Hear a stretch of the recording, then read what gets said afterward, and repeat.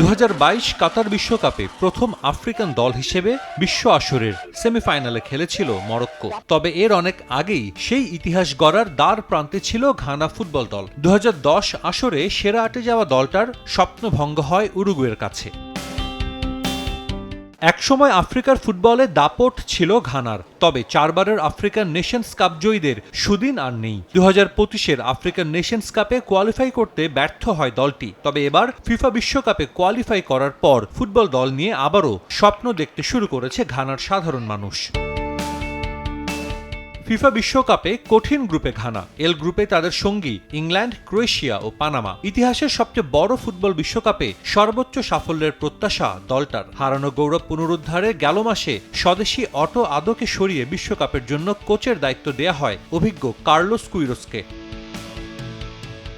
ঘানার ফুটবলের ভবিষ্যৎ ও বিশ্বকাপ প্রস্তুতির জন্য তহবিল গঠন করেছে দেশটির ফুটবল অ্যাসোসিয়েশন, যেখানে এগিয়ে এসেছেন দেশটির বড় বড় কর্পোরেট প্রতিষ্ঠান ও তারকারা। দেশটির ধনকুবের ইব্রাহিম মাহামা $5 মিলিয়ন অনুদানের প্রতিশ্রুতি দিয়েছিলেন, যার প্রথম কিস্তি হিসেবে $2 মিলিয়ন পেয়েছে ঘানা ফুটবল অ্যাসোসিয়েশন। ইব্রাহিম মাহামার এই অবদান এখন পর্যন্ত এককভাবে বৃহত্তম। মোট অনুদানের লক্ষ্যমাত্রা $30 মিলিয়ন।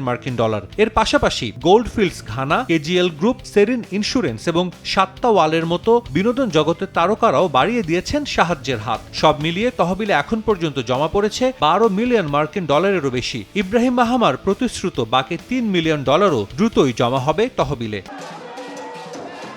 বিশ্বকাপের মতো বড় আসরে অংশ নেয়ার আগে দলের প্রয়োজন বিশ্বমানের প্রস্তুতি। সংগৃহীত এই অর্থ ব্যবহার করা হবে প্রশিক্ষণ ক্যাম্প, ভ্রমণ ও লজিস্টিক্স ব্যবস্থাপনা, ক্রীড়া অবকাঠামো উন্নয়ন ও খেলোয়াড় কল্যাণ সহ আন্তর্জাতিক ম্যাচ আয়োজনে।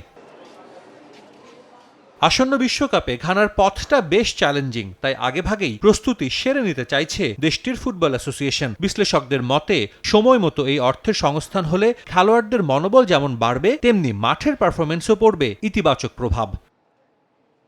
সাজিদ মুস্তাহিদ, সময় সংবাদ।